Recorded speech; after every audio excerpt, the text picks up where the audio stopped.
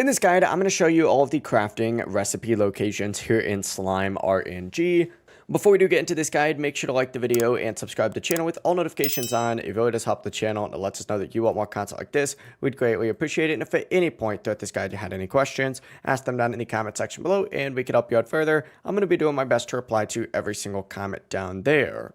Now you do need to be further in the game in order to unlock these, but the first one's going to be in Zone 6. This is the cave zone, just like so. Once you unlock the crafting recipe, it'll tell you specifically where this one is. It's going to be on the right side, kind of like right next to this little vine over here next to this cave spawn.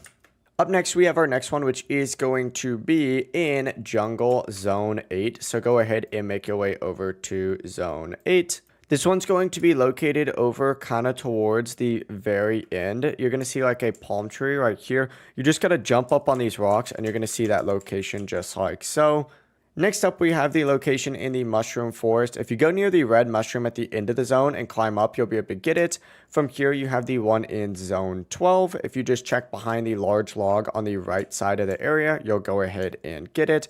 The fifth location is going to be in Candyland or Zone 14. Just look inside the candy bar near the start of the zone. Another one is in Zone 16 in the Crystal Cavern.